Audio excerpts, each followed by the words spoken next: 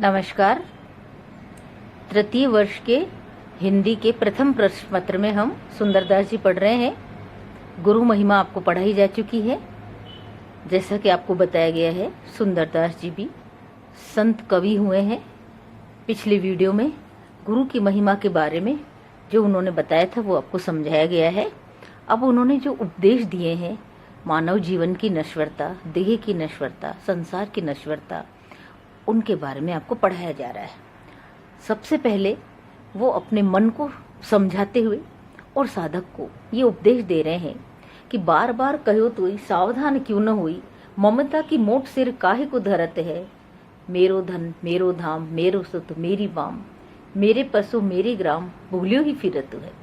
तू तो भयो बावरो बिकाई गई बुद्धि तेरी, ऐसो अंधकूप में तामे तू परत है। सुंदर कहत तो नेकहु न आवे लाज, काज को बिगाड़ के अकाज क्यों करत है। बच्चों, जितने भी संत कवि हुए हैं उनके जीवन का उद्देश्य ईश्वर को प्राप्त करना है, मोक्ष को प्राप्त करना है, भक्ति को प्राप्त करना है। इसलिए संसार के जितने भी कार्य हैं वो उन्हें अकाज लगते हैं और केवल ईश्वर से प्रेम, ईश्वर की भक्ति, वही उन्हें इस संसार में सबसे श्रेष्ठ काम नजर आता है। इसलिए वो ये कह रहे हैं, मानव को उपदेश देते हुए कि हे मानव, तू कितना भ्रमित हो रहा है, तू क्या कर रहा है, तू काम को बिगाड़ करके बेकाम बिना मतलब का काम कर रहा है। मतलब मनुष्य का संसार में जन्म लेने का उद्देश्य ईश्वर को प्राप्त करना है, भक्ति करना है, साधना करना है। लेकिन तू क्या कर रहा है, इस संसार के मोह जाल में फंसा हुआ है। इसको उन्होंने इस तरह समझाया है कि हे मानव, हे मनुष्य, हे मन, तुझे बार बार कहता हूँ लेकिन तू सावधान नहीं होता। तू क्या कर रहा है, ममता की मोट सिर काहे को धरत है। क्यों क्यों तूने ममता की मोट यानी ममता का भार अपने सिर पर रख रखा है। कौन कौन सी ममता है, मेरो धन, ये धन मेरा है, ये घर मेरा है, ये पुत्र मेरा है, ये प्रिया मेरी है, ये पशु मेरे है, ये गांव मेरा है। ऐसे मेरा मेरा कर कर के तू भूलता हुआ फिर रहा है। क्या भूल गया है तू ईश्वर को भूल गया है। तू तो भयो बावरा, कि तू क्या हो गया मनुष्य, तू बावला हो गया है और तेरी बुद्धि है वो बिक गई है। बिक जाने से मतलब तू बुद्धिहीन हो गया है, तेरे पास सचमुच सही बुद्धि नहीं रही है। और तू क्या कर रहा है, अंधकूप में है, ये अंधा कुआं है जिसके अंदर तू गिर रहा है। सुंदरदास कहते हैं, तुझे बिल्कुल लज्जा नहीं आती है कि तू सही काम को छोड़ करके गलत कार्य की ओर लग रहा है। लज्जा आने का मतलब क्या है कि ईश्वर ने हे मानव तुझे साधना करने के लिए बनाया है, मानवता रखने के लिए बनाया है, मानवीय मूल्य बनाए रखने के लिए, ईश्वर का भजन करने के लिए, ईश्वर को प्राप्त करने के लिए तुझे इस संसार में भेजा है। उस काम को छोड़ करके तू क्या कर रहा है, इस संसार के माया जाल में उलझा हुआ है। ऐसा उपदेश सुंदरदास जी मानव को दे रहे हैं। आगे क्या बता रहे हैं, पायो है मनुज देह ओसर बन्यो है गेह, ऐसी देह बार बार कहो कहाँ पाइए। भूलत है बावरे तू अब के सयान हुई, रतन अमोल सो तू काहू को ठगाइए। समुझ विचार करी ठगन को संग त्याग, ठगेबाज देख कर मन न डुलाइए। सुंदर कहत ताते सावधान क्यों न होई, हरि को भजन कर हरि में समाइए। क्या कह रहे हैं सुंदरदास जी, मनुष्य को सावधान कर रहे हैं कि हे मानव तू सावधान हो जा और क्या कर, हरि का भजन करके हरि के अंदर ही समा जा। यही तेरे जीवन का उद्देश्य है। और इस पद के अंदर जो सबसे बड़ी बात सुंदरदास जी बताना चाह रहे हैं वो ये है कि मनुष्य जन्म अनमोल है। बच्चों, मनुष्य जन्म क्यों अनमोल है, क्योंकि केवल और केवल मनुष्य देह ही वो देह है, मनुष्य जन्म ही वो जन्म है जिसके अंदर आकर के मनुष्य को ये ज्ञान होता है कि उसका जन्म ईश्वर को भजन करने के लिए हुआ है और वो भजन करके और ईश्वर को प्राप्त कर सकता है। इसलिए सभी संत कवियों ने मनुष्य जन्म को और मनुष्य देह को दुर्लभ बताया है और ये बताया है कि मनुष्य का जीवन का उद्देश्य हरि का भजन करना है।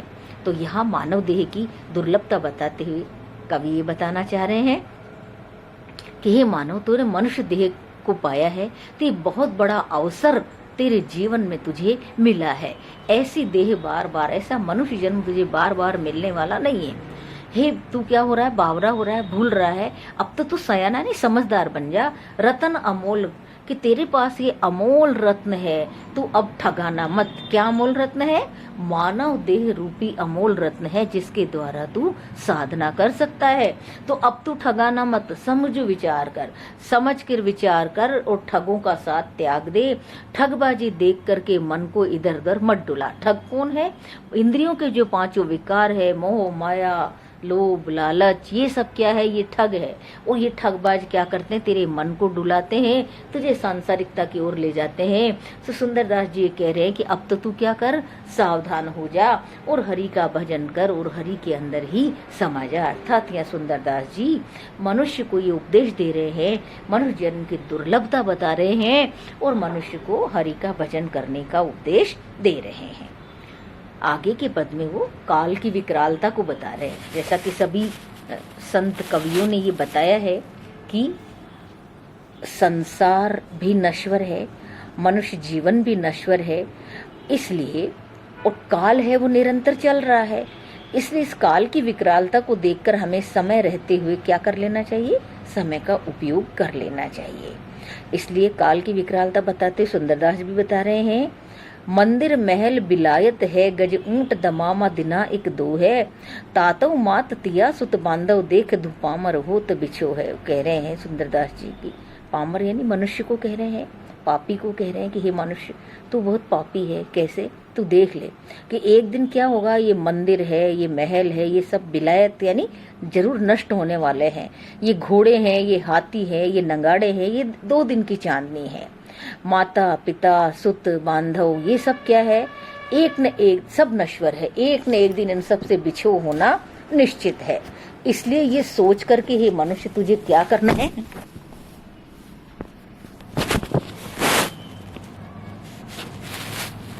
एक न एक दिन इन सब से बिछो होना निश्चित है। इसलिए हे मनुष्य तुझे क्या करना चाहिए?